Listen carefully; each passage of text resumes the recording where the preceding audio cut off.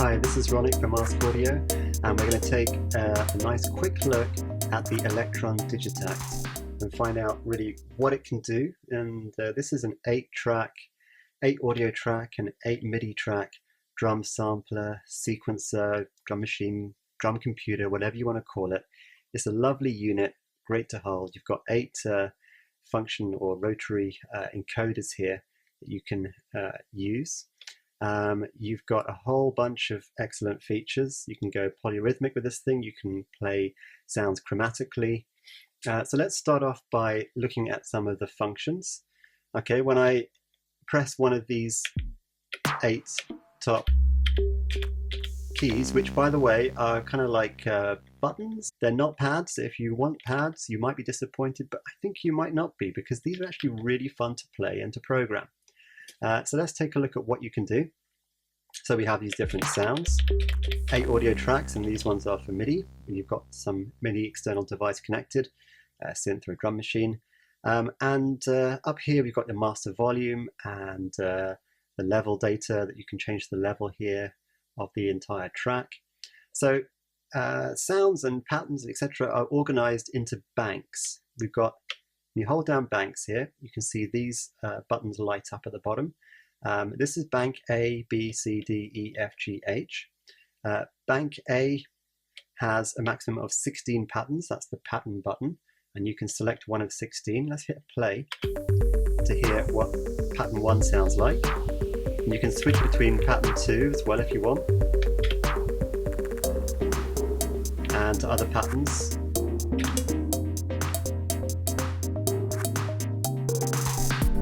And it all happens in real time.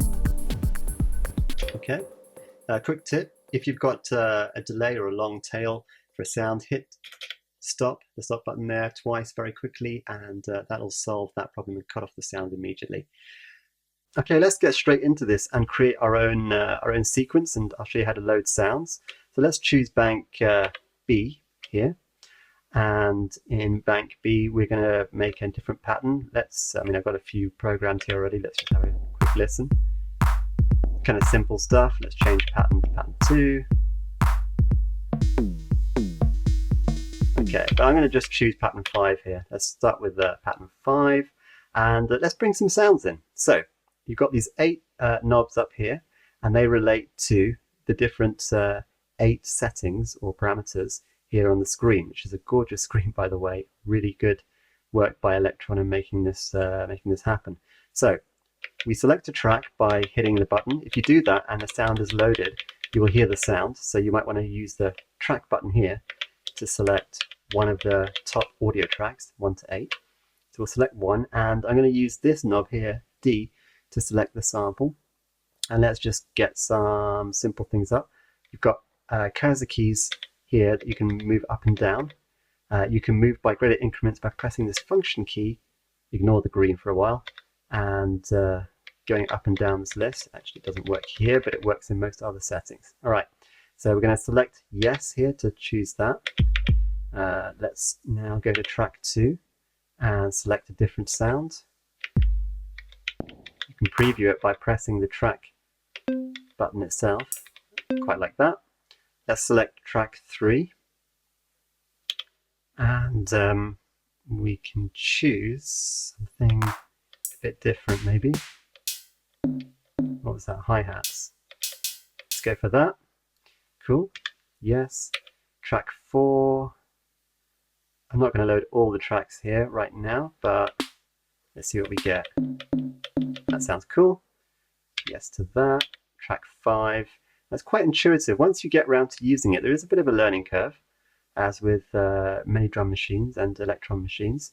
But there's something really satisfying about discovering how to use this Digitakt.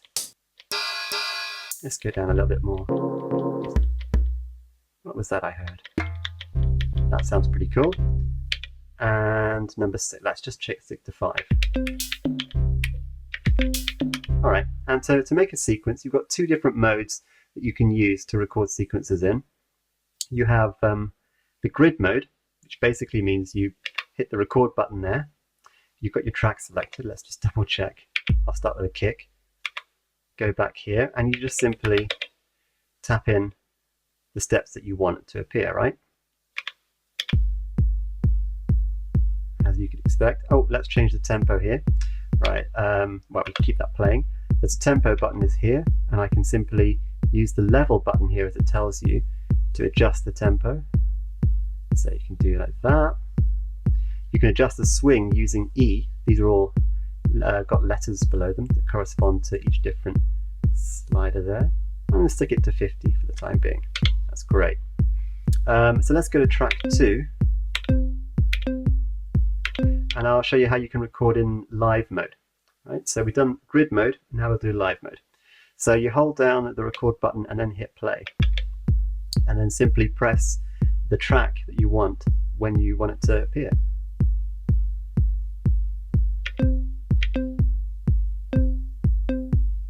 Okay, let's say we wanted to quantize this track.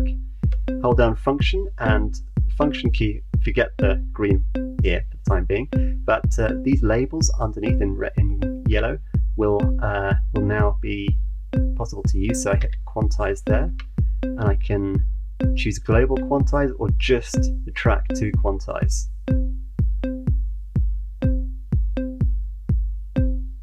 That sounds a bit better already. Okay, now we can actually turn our metronome on using function and pattern button.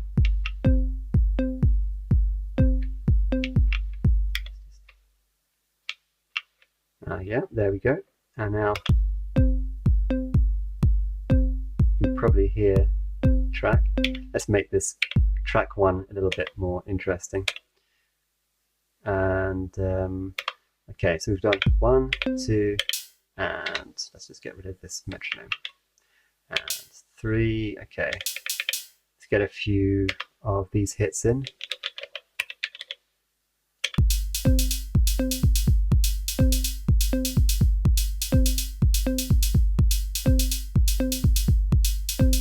Okay, let's select now.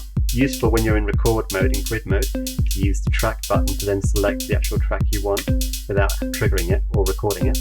But in this case, I want to actually hear what it sounds like. So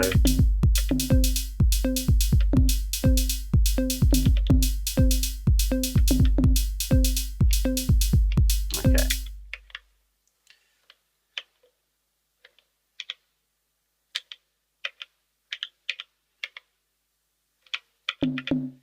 So we could, right, just add a couple of those hits in there.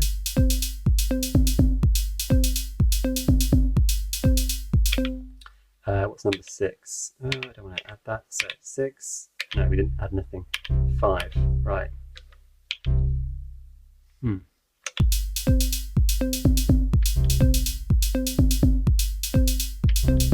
Well, one of the cool things about the Digitakt is that you don't just have to play these notes to the pitch that they're at, although I'll show you how you can actually change all that.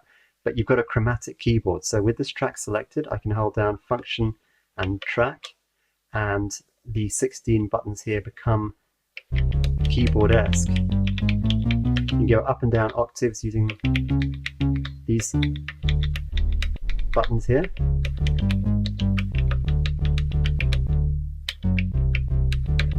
So, you know, we can get some live recording going on here. Let's see, it might not sound great.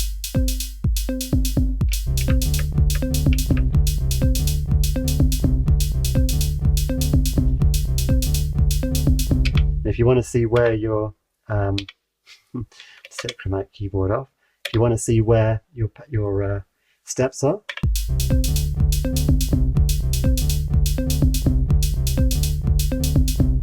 okay.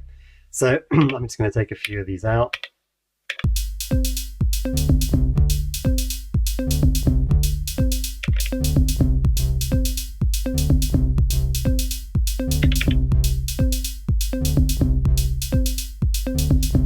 Cool.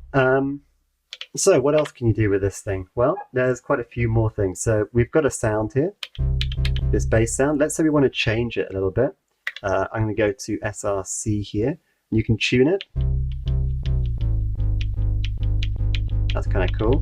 If you want to, by the way, you can hold down a function key and then move these knobs, and you get it snaps to certain increments. So -24, 0, +24, etc. You can do this all in real time.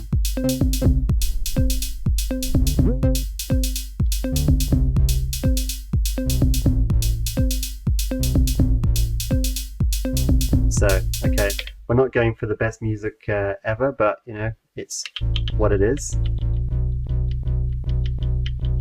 All right. And then you've got different play modes here. You can play forward, you can play reverse. Oop. Might not be able to hear that with this particular sound, but we can go in and look at the sample itself. So that's why. So hitting the SRC button takes you to here, hitting it again takes you to the sample. We can use these knobs to actually change the start and the end point. So I can bring this in now to there, so that should give us a better reverse sound. Let's see what it sounds like in the...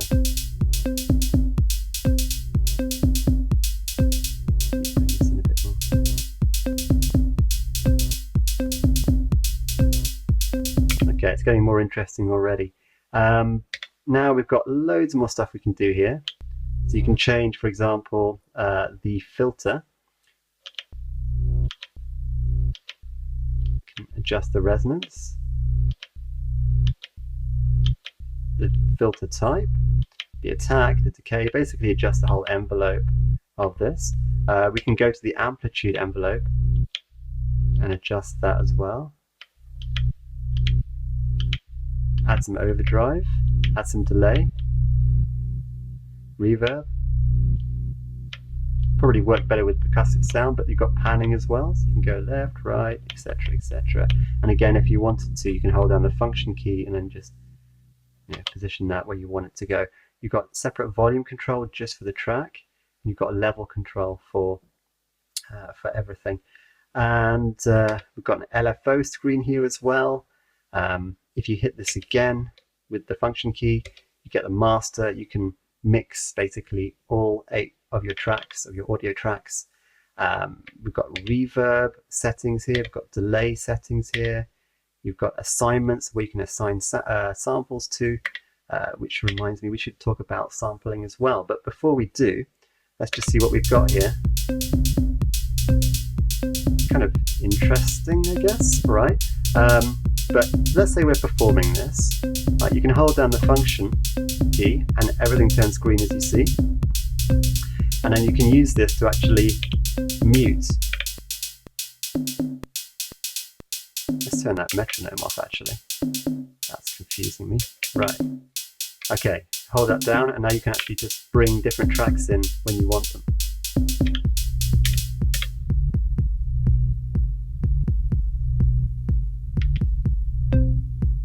That sound really needs some tuning.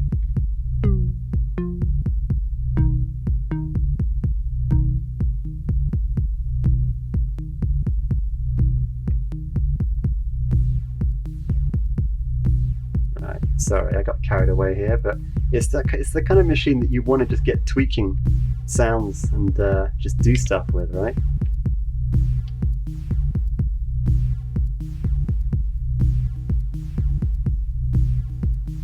That sounds better already. Okay, anyway, we're not here to make music. I'm here to show you how to use the Digitakt to make music, I guess. Right, so there's a couple more things you can do.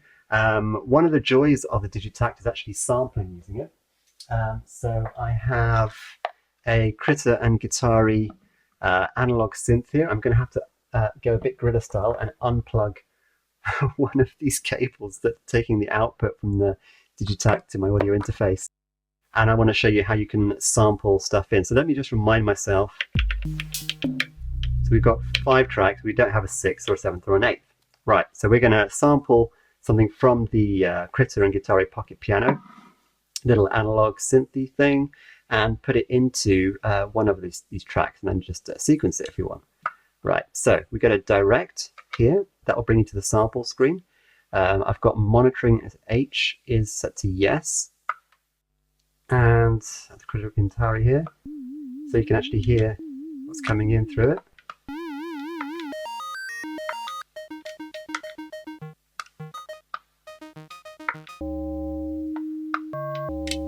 I think I got the... Let's just sample something really simple. We've got a few options here. Function yes is record. So let's try that. Just a simple note.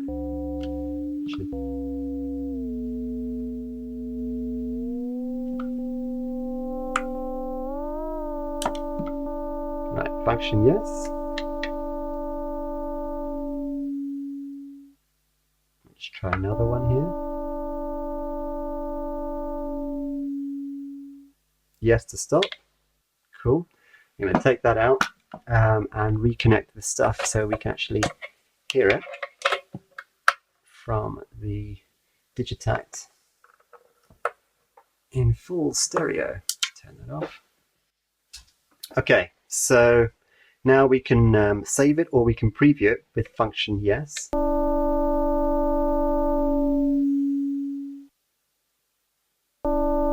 Okay, basically we're going to now use these knobs to adjust the sample, to trim. So A is to trim start, C is to trim the end. As we do so, you'll notice that I'm actually zoomed in at the top level here. If I hold down the encoder and then move it, then I can actually select it more in larger increments. So I'll bring it into about here and then just bring back that level just to the beginning sound. So we start, our attack is right there. C, trim the end, blah, blah, blah, blah, blah. Same thing, push it down and move it, and then release, and then just do finer increments there until we get the entire sound. I'm happy with that. Yeah, let's trim that. Let's hear what it sounds like.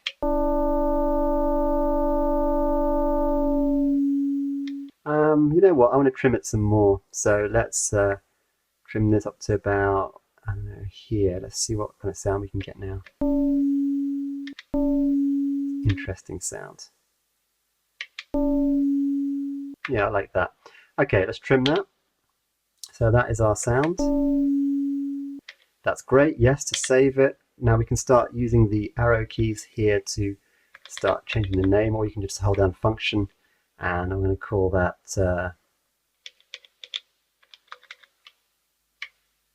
something. I don't know yet. DTC, whatever. Strange characters. Dollars, because you want to have dollars, right? I'm going to say yes to save this. And then it immediately will ask us, do you want to assign this sample to a track? And it gives you all the different tracks. Now we're good with 1 to 5, so let's choose number 6. And that's done. And now we can exit out of direct mode. And you can hear the track itself. So this needs a bit of tuning, really, doesn't it? Let's go to SRC there.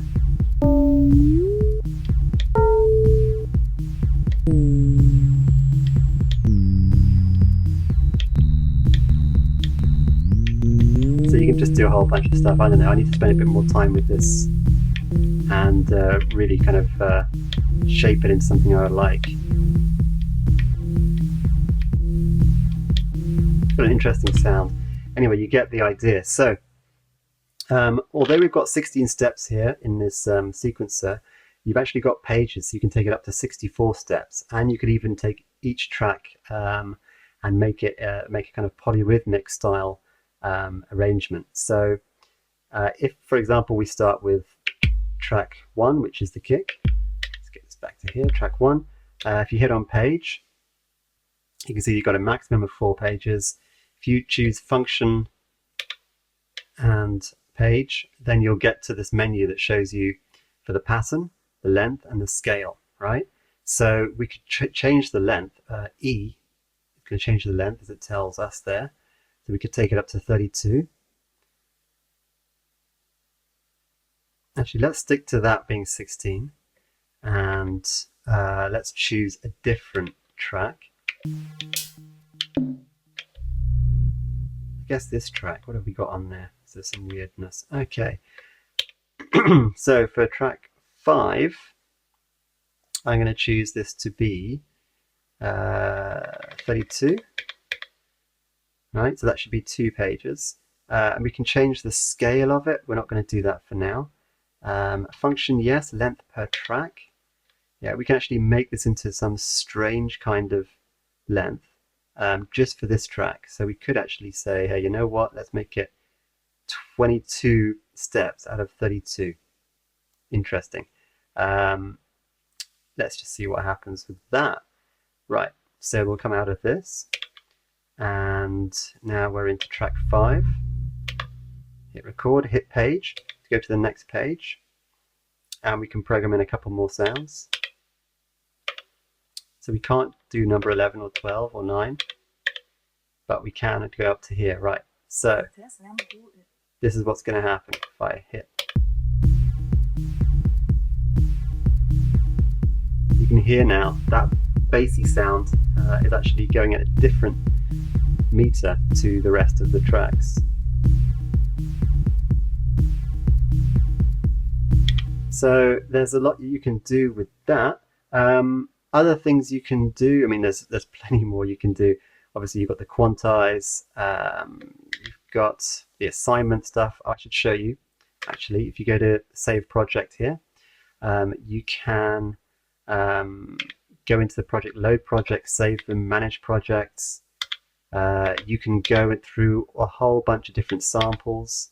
You've got factory samples, incoming, recorded. You can see some of the oddness that I've actually been playing with and making.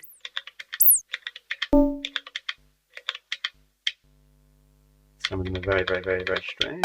Okay, you get the idea. The factory ones are pretty cool. They're split into drum, synths, and toolbox. Let's go to synths. Analog notes. You've got some really nice sounds here. Whoops. Just function yes plays them back. And of course, some of the fun in the Digitakt is actually sampling stuff yourself.